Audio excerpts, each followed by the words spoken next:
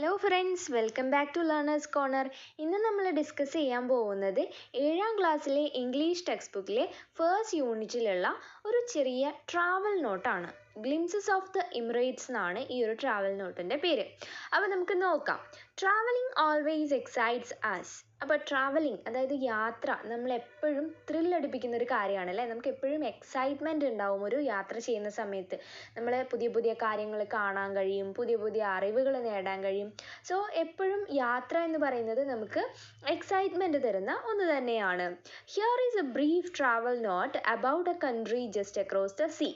അപ്പോൾ ഇവിടെ കൊടുത്തിരിക്കുന്നത് ഒരു ബ്രീഫ് ട്രാവൽ നോട്ടാണ്. ട്രാവൽ നോട്ട് എന്ന് പറഞ്ഞിട്ടുണ്ടെങ്കിൽ യാത്രാ വിവരണം. About a country just across the sea, അതായത് കടലിനപ്പുറത്തുള്ള ഒരു കൺട്രി, ഒരു രാജ്യം, ആ രാജ്യത്തിനെ കുറിച്ചിട്ടുള്ള ഒരു ചെറിയ ട്രാവൽ നോട്ട്, ആ രാജ്യത്ത് പോയിട്ടുള്ള ഒരാളുടെ ട്രാവൽ നോട്ടാണ് നമുക്കിവിടെ പഠിക്കാനുള്ളത്. അപ്പോൾ നമുക്ക് നോക്കാം. What would await an accidental tourist in UAE? Accidental means എന്താണ്? യാദൃശ്ചികമായിട്ട് എത്തിപ്പെടുന്ന, UAEയിൽ എത്തിപ്പെടുന്ന ഒരു ടൂറിസ്റ്റിന് എന്താണ് UAE കാത്തു വെച്ചിരിക്കുന്നത് എന്നുള്ളതാണ് പറയുന്നത്. I wondered as I came out of the airport into the open air. So ഇവിടെ ആ ഒരു ട്രാവൽ നോട്ട് എഴുതിയിട്ടുള്ള ആൾ അദ്ദേഹം പറയുകയാണ്, I wondered as I came out of the airport into the open air. അതായത് അദ്ദേഹം ആ ഒരു എയർപോർട്ടിൻ്റെ ഉള്ളിൽ നിന്ന് പുറത്തേക്ക് വന്ന സമയത്ത് അദ്ദേഹത്തിന് എന്താണ് സംഭവിച്ചത്? അദ്ദേഹം വണ്ടറായിപ്പോയി, അത്ഭുതപ്പെട്ടു പോയി പുറത്തുള്ള കാഴ്ചകളൊക്കെ കണ്ടിട്ട്. Yes, I was an accidental tourist. അതെ, ഞാനൊരു യാദൃശ്ചികമായിട്ട് UAEയിൽ വന്നിട്ടുള്ള ടൂറിസ്റ്റാണ്. അതായത് എന്താണ്, ഞാൻ UAEയിലേക്ക് വരണം, അവിടുത്തെ കാഴ്ചകളെല്ലാം കാണണം എന്നൊക്കെ പ്ലാൻ ചെയ്ത് വന്ന ഒരാളൊന്നും അല്ല. ആക്സിഡൻ്റലി, അതായത് യാദൃശ്ചികമായിട്ട് വരാൻ ഒരു സാഹചര്യം വന്നു, അതുകൊണ്ട് UAEയിലെത്തിയ ഒരാളാണ്. I had been to Oman to stay with my niece. അപ്പോൾ എന്താ പറയുന്നത്? അദ്ദേഹം ഒമാനിൽ അദ്ദേഹത്തിൻ്റെ നീസിൻ്റെ കൂടെ നിൽക്കാൻ പോയിട്ടുള്ള ഒരാളാണ്. നീസ് എന്ന് പറഞ്ഞിട്ടുണ്ടെങ്കിൽ ബ്രദറിൻ്റെയോ സിസ്റ്ററിൻ്റെയോ മകൾ, അതായത് സഹോദരിയുടെയോ സഹോദരൻ്റെയോ മകളെയാണ് നമ്മൾ നീസ് എന്ന് പറയുക കേട്ടോ. അപ്പം എന്താണ്, ഒമാനിൽ അദ്ദേഹത്തിൻ്റെ നീസിൻ്റെ കൂടെ നിൽക്കാൻ പോയിട്ടുള്ള ആളാണ് അദ്ദേഹം. I had just squeezed in 2 days on my way back home. അപ്പോൾ സ്ക്വീസ്ഡ് എന്ന് പറഞ്ഞിട്ടുണ്ടെങ്കിൽ നമ്മൾ ഭയങ്കര ബിസി ആയിരിക്കുന്ന ഒരു സമയം. ആ സമയത്ത് നമുക്ക് പെട്ടെന്ന് ഒരാളെ കാണാൻ പോവോ അല്ലെങ്കിൽ എന്തെങ്കിലും ഒരു പ്ലേസ് കാണാൻ പോവോ, അങ്ങനെ ആ ഒരു ബിസി ആയിരിക്കുന്ന സമയത്തും അത് മാനേജ് ചെയ്ത് ആളെ കാണുക അല്ലെങ്കിൽ സ്ഥലം കാണുക എന്നുള്ളത്, അങ്ങനെയൊക്കെ കാര്യങ്ങൾ ചെയ്യില്ലേ, അതിനെയാണ്, അതായത് ബിസി ആയിരിക്കുന്ന സമയത്ത് മാനേജ് ചെയ്ത് മറ്റൊരു കാര്യം ചെയ്യുന്നു. അപ്പോൾ അതാണ് ഇവിടെ ഉദ്ദേശിക്കുന്നത്. അതായത് ഇദ്ദേഹം എന്താണ്, ഒമാനിലെ നീസിൻ്റെ കൂടെ നിൽക്കാൻ പോയിട്ടുള്ള ആളാണ്. അപ്പോൾ അദ്ദേഹം എന്ത് ചെയ്യാണ്, I had just squeezed in 2 days on my way back home. അതായത് അദ്ദേഹം വീട്ടിലേക്ക് തിരിച്ചു പോകുന്ന സമയത്ത് 2 ദിവസത്തെ ഒരു ഗ്യാപ്പ് കിട്ടി. അപ്പോൾ അദ്ദേഹം ആ ഒരു 2 ദിവസം ഇവിടെ UAEയിലേക്ക് വന്നിട്ടുള്ളതാണ്. അല്ലാതെ പ്ലാൻ ചെയ്ത് അങ്ങനെ വന്നതല്ല, ജസ്റ്റ് ഒരു വിസിറ്റിന് വേണ്ടി വീട്ടിലേക്ക് തിരിച്ചു പോകുന്ന ഒരു സമയത്ത്. But 2 days were enough to give me an eyeful and plenty of food for thought. So 2 ദിവസമാണ് അദ്ദേഹത്തിന് ആ ഒരു UAEയിൽ സ്പെൻഡ് ചെയ്യാൻ കഴിഞ്ഞിട്ടുള്ളത്. അപ്പോൾ അത് ഇനഫാണ്, അത് മതി എന്നുള്ളതാണ് അദ്ദേഹം പറയുന്നത്. അത് തന്നെ അദ്ദേഹത്തിന് കൊടുത്തിട്ടുള്ള എന്താണ്, give me an eyeful and plenty of food for thought എന്നാണ് പറഞ്ഞിട്ടുള്ളത്. ഐഫുൾ മീൻസ് ഇവിടെ കണ്ണു നിറയെ കാഴ്ചകൾ കാണാനും, അതുപോലെ plenty of food for thought എന്ന് പറഞ്ഞാൽ, ഫുഡ് ഫോർ തോട്ട് എന്ന് പറഞ്ഞിട്ടുണ്ടെങ്കിൽ എന്താണ്, ചിന്തകൾ എന്നുള്ളത് തന്നെയാണ്. അപ്പം ഒരുപാട് ചിന്തകൾ അദ്ദേഹത്തിൻ്റെ മനസ്സിൽ കൊണ്ടുവരാനും, അതുപോലെ ഒരുപാട് നല്ല നല്ല കാഴ്ചകൾ കാണാനും ഈ 2 ദിവസം തന്നെ അദ്ദേഹത്തിന് എന്താണ്, ധാരാളമായിരുന്നു എന്ന് പറയാണ്. The dense clouds hovering above the wings of the aircraft had already given me an eyeful. അപ്പോൾ ദ ഡെൻസ് എന്ന് പറഞ്ഞിട്ടുണ്ടെങ്കിൽ തിങ്ങി നിറഞ്ഞ എന്നുള്ളതാണ്. ക്ലൗഡ്സ്, തിങ്ങി നിറഞ്ഞ ആ ഒരു ക്ലൗഡ്സ്, മേഘങ്ങൾ, hovering above the wings of the aircraft. Hovering means തൂങ്ങിക്കിടക്കുക എന്നുള്ളതാണ്. അപ്പോൾ hovering above the wings of the aircraft, അതായത് ഈ പറന്നു പോകുന്ന ആ ഒരു ഫ്ലൈറ്റിൻ്റെ, വിമാനത്തിൻ്റെ വിങ്സ് ഉണ്ടാവില്ല, ചിറകിൻ്റെ മുകളിലായിട്ട് ഇങ്ങനെ എന്താണ് ഈ ക്ലൗഡ്സ്, മേഘങ്ങൾ തൂങ്ങിക്കിടക്കുന്നത് അതുപോലെ കാണുന്നുണ്ടായിരുന്നു. ആ ഒരു കാഴ്ച തന്നെ had already given me an eyeful, അദ്ദേഹത്തിന് കണ്ണു നിറയെ കാണാൻ പറ്റിയ നല്ല ബ്യൂട്ടിഫുൾ ആയിട്ടുള്ള ഒരു കാഴ്ച തന്നെയായിരുന്നു അത് എന്ന് പറയാണ്. And the desert which seemed to stretch endlessly was a spectacle too. അത് മാത്രമല്ല, ഡെസേർട്ട് എന്ന് പറഞ്ഞാൽ എന്താണ്? മരുഭൂമി അല്ലേ? മരുഭൂമി which seemed to stretch endlessly. seemed എന്ന് പറഞ്ഞാൽ കാണപ്പെട്ടു. to stretch endlessly means stretch എന്ന് പറഞ്ഞാൽ അങ്ങനെ നീളത്തിൽ കിടക്കുന്നത്. endlessly means നമുക്ക് കണ്ണെത്താ ദൂരത്ത് ഒരു എൻഡ് ഉണ്ടാവില്ല, അവസാനമില്ലാതെ എങ്ങനെ സ്ട്രെച്ച് ചെയ്ത് കിടക്കുകയാണ് ആ ഒരു മരുഭൂമി. Was a spectacle too. അതും ഒരു നല്ല കാഴ്ചയായിരുന്നു. സ്പെക്ടക്കിൾ എന്ന് ഇവിടെ ഉദ്ദേശിക്കുന്നത് ആ കാഴ്ചയാണ് കേട്ടോ. അപ്പോൾ രണ്ട് കാഴ്ചകളാണ് പറയുന്നത്. ഒന്ന് ഈ ഒരു ക്ലൗഡ്സ് ആ ഒരു എയർക്രാഫ്റ്റിൻ്റെ എന്താണ് വിങ്സിൽ തൂങ്ങിക്കിടക്കുന്ന ആ ഒരു കാഴ്ചയും, അതുപോലെ എന്താണ് വിശാലമായ ആ ഒരു മണലാരണ്യം, ആ ഒരു മരുഭൂമിയും, അതും എന്താണ് ബ്യൂട്ടിഫുൾ ആയിട്ടുള്ള ഒരു കാഴ്ചകൾ തന്നെയായിരുന്നു എന്നാണ് അദ്ദേഹം പറയുന്നത്. നെക്സ്റ്റ് പാരഗ്രാഫ് നോക്കാം. The long drive in my friend Ashokan's car from Ras al Khaimah to Abu Dhabi was a memorable experience. അപ്പോൾ ഒരു ലോങ് ഡ്രൈവ് ആയിരുന്നു. ലോങ് ഡ്രൈവ് എന്ന് പറഞ്ഞാൽ ഒരുപാട് നീണ്ടു നിൽക്കുന്ന ഒരു യാത്രയായിരുന്നു. In my friend Ashokan's car. ആരുടെ കൂടെയാണ്? അദ്ദേഹത്തിൻ്റെ ഫ്രണ്ടായിട്ടുള്ള അശോകൻ്റെ കാറിലാണ് ഈ ഒരു ലോങ് ഡ്രൈവ് പോയത്. എവിടെ നിന്ന് എങ്ങോട്ടാണ്? From Ras al Khaimah to Abu Dhabi. Ras al ഹൈമയിൽ നിന്ന് എവിടേക്കാണ്? അബുദാബിയിലേക്കാണ്. Was a memorable experience. അതൊരു എന്താണ്? മെമ്മറബിൾ ആയിട്ടുള്ള, ഒരിക്കലും മറക്കാൻ കഴിയാത്ത ഒരു അനുഭവം, എക്സ്പീരിയൻസ് തന്നെയാണ് എന്ന് പറയാണ്. We never got tired of stopping and venturing out into the beach. അതായത് അവരൊരിക്കലും ടയേർഡായില്ല, ക്ഷീണിതരായില്ല. Of stopping and venturing out into the beach. Venturing means ഒരു എന്താണ് സാഹസികമായിട്ടുള്ള, ഒരു കഠിനമായിട്ടുള്ള ഒരു കാര്യം ആരംഭിക്കുക. ഇവിടെ യാത്ര ഒരു പിന്നെന്താണ് സാഹസികമായിട്ടുള്ള അല്ലെങ്കിൽ കഠിനമായിട്ടുള്ള ഒരു യാത്ര ആരംഭിക്കുക എന്നുള്ളതാണ്. നമുക്ക് അങ്ങനെ ഒരു മീനിങ് ഇവിടെ കൊടുക്കാം. അപ്പം അവരെന്ത് ചെയ്തിട്ടുണ്ട്? അങ്ങനെ നിർത്തും, പിന്നെ ബീച്ചിലൊക്കെ പോകും. അവരിങ്ങനെ എൻജോയ് ചെയ്തിട്ടാണ് ആ ഒരു ട്രിപ്പ്, ആ ഒരു റൈഡ് പോയിട്ടുണ്ടായിരുന്നത് എന്നാണ് പറയുന്നത്. The sea had the same serene appearance everywhere. അപ്പോൾ സീക്ക്, കടലിന് എന്താണ്? സെറീൻ അപ്പിയറൻസ് മീൻസ് എന്താണ്? ശാന്തമായ ഒരു അപ്പിയറൻസ്. ശാന്തം എന്നുള്ളതാണ് സെറീന കൊണ്ട് കാം, അതാണ് ഉദ്ദേശിക്കുന്നത്. അപ്പിയറൻസ് എവറിവെയർ, എല്ലായിടത്തും എന്താണ്? കടലിന് ഒരു ശാന്തമായിട്ടാണ് കാണപ്പെട്ടത്. One feels a kind of heavenly bliss at these quiet beaches. അപ്പം ഇങ്ങനെയുള്ള ക്വയറ്റ് ആയിട്ടുള്ള, ശാന്തമായിട്ടുള്ള ബീച്ചസിൽ പോകുന്ന സമയത്ത് എന്താണ്? ഒരു ഹെവൻലി ബ്ലിസ്, അതായത് ഒരു സ്വർഗീയമായ അല്ലെങ്കിൽ ഒരു ദൈവീകമായ ബ്ലിസ്, അനുഗ്രഹം കിട്ടുന്ന പോലെയുള്ള ഒരു ഫീലാണ് അങ്ങനെയുള്ള ബീച്ചസിൽ പോകുമ്പം അവരനുഭവിക്കുന്നത് എന്നാണ് പറയുന്നത്. നെക്സ്റ്റ് പേജ് നോക്കാം. At Sweihan in Abu Dhabi I got sight of something unexpected. അപ്പോൾ അബുദാബിയിലുള്ള സ്വീഹാനിൽ വെച്ചിട്ട് അദ്ദേഹം ഒരു കാര്യം കണ്ടു. I got sight of something, അദ്ദേഹം എന്തോ ഒരു കാര്യം കണ്ടു. അൺഎക്സ്പെക്റ്റഡ്, യാദൃശ്ചികമായിട്ടാണ് കണ്ടത്.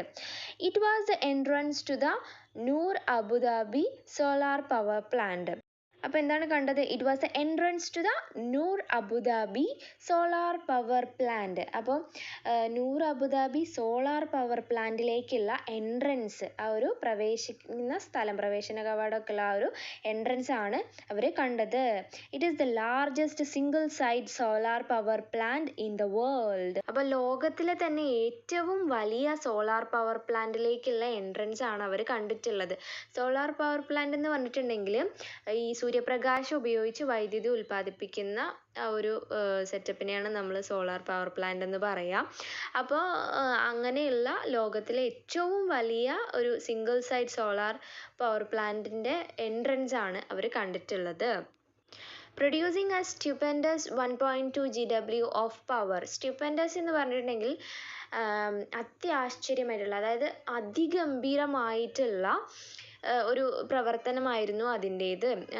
1.2 GW എന്ന് പറഞ്ഞാൽ ജിഗാവാട്ട് ഓഫ് പവറാണ് ആ ഒരു പിന്നെ എന്താണ് single site solar power plant produce ചെയ്യുന്നത് എന്നാണ് പറയുന്നത്.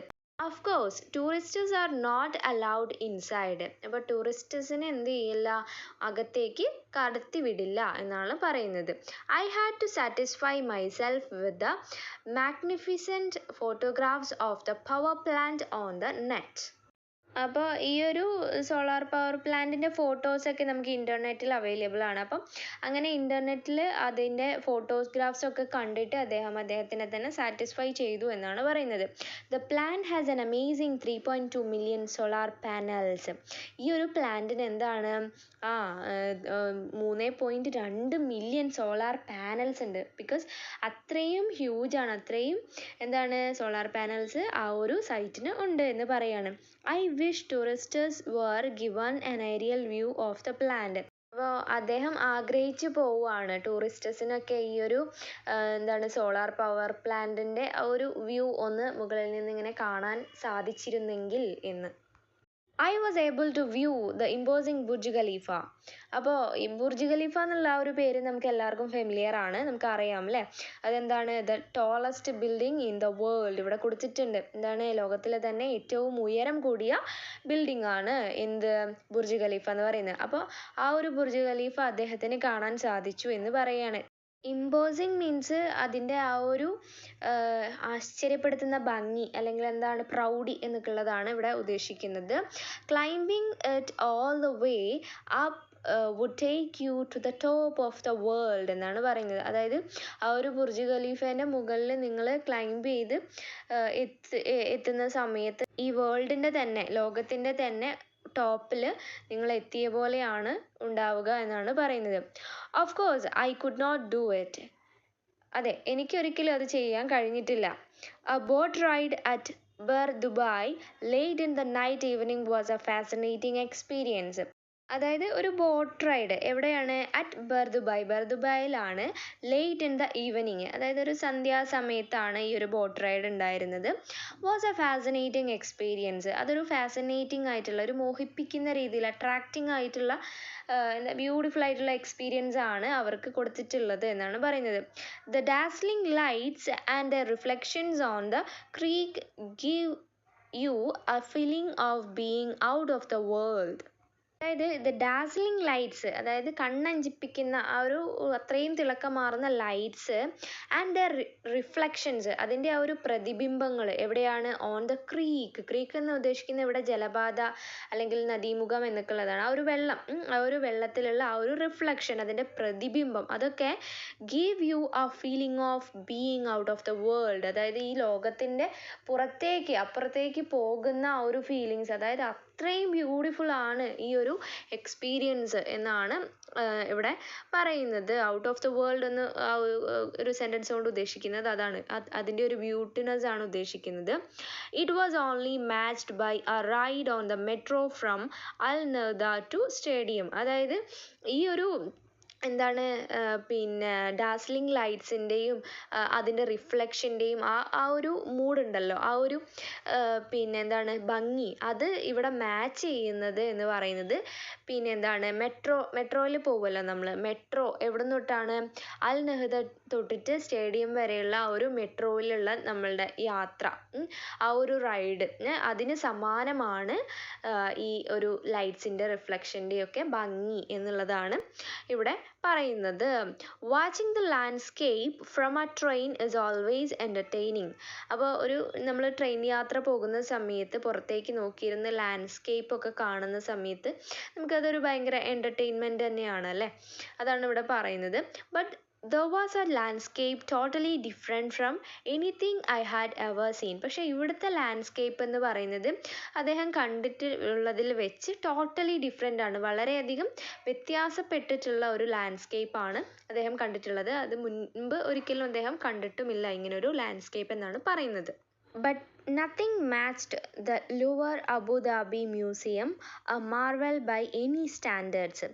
പക്ഷേ ഈ ലൂവർ അബുദാബി മ്യൂസിയം എന്ന് പറയുന്നത് വേറെ ഒന്നിനോടും നമുക്ക് എന്ത് ചെയ്യാൻ പറ്റില്ല, ഒന്ന് കമ്പയർ ചെയ്യാൻ പറ്റില്ല. ബിക്കോസ് അതൊരു അത്രയും ബ്യൂട്ടിഫുൾ ആയിട്ടുള്ള ഒരു മ്യൂസിയമാണ്. A marvel by any standards. ഏതൊരു അളവുകോലെടുത്ത് നോക്കുകയാണെങ്കിലും അതൊരു മാർവൽ തന്നെയാണ്. അതായത് അത്രയും അതിമനോഹരമായിട്ടുള്ള ഒരു അത്ഭുതം തന്നെയാണ് ഈ ഒരു Abu Dhabi museum, louvre Abu Dhabi museum എന്നാണ് പറയുന്നത്. ഇറ്റ് ഹൗസസ് എന്ന് പറഞ്ഞിട്ടുണ്ടെങ്കിൽ ഇവിടെ ഉൾക്കൊള്ളുന്ന എന്നാണ് കേട്ടോ.